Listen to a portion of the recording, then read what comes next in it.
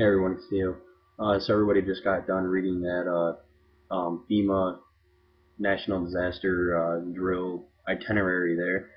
As innocuous as that all may sound, I would just keep a close eye out for anything strange or suspicious in the coming months. I don't know, it could coincide with the blackjack thing that I put up a little while ago. I'm not saying that there's any truth to that at all.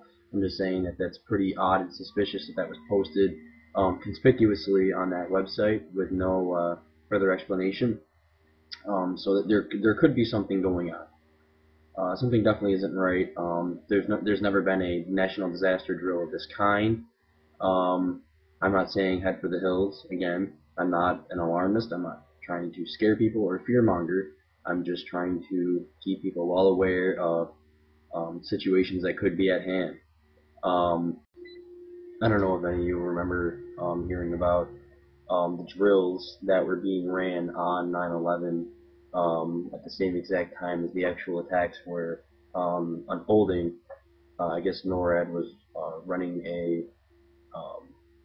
a terror drill known as Vigilant Guardian or something of the sort that actually consisted of planes being hijacked and flown into buildings, which is where much of the confusion came from on NORAD's part and on the air defense. I don't realize. I think it's Northcom that was running things that day. That's why there was a very slow reaction time, because they didn't know if it was real world or actual or just an exercise. And the same thing happened on 7/7/05 with the London bombings. They were actually running drills that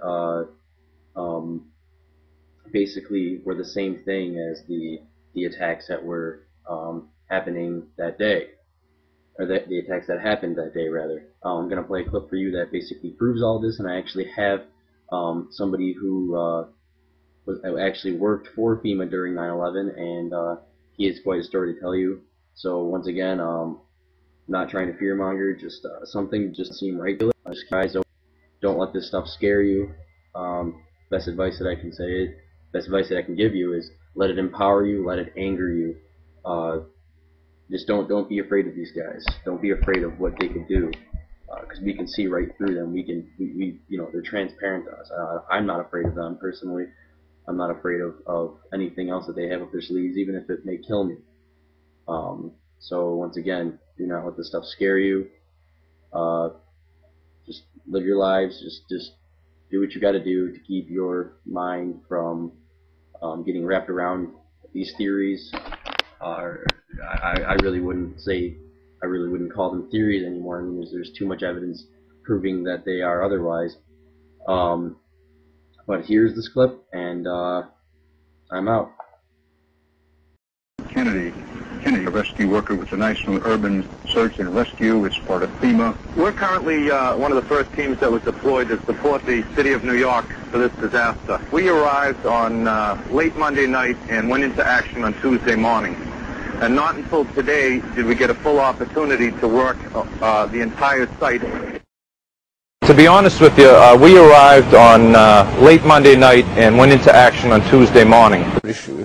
Today we were running an exercise for a company, bearing in mind I'm now in the private sector, and we sat everybody down in the city, 1,000 people involved in the whole organisation, but the crisis team, and the most peculiar thing was we based our scenario on the simultaneous attacks on the underground and mainline station. So we had to suddenly switch an exercise from fictional to real. And one of the first things is, get that bureau number. When you have a list of people missing, tell them. And it took a long time.